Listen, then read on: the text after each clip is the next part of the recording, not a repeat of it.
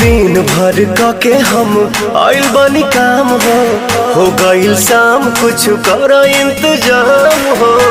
सुना तारू हो बोली ना जी।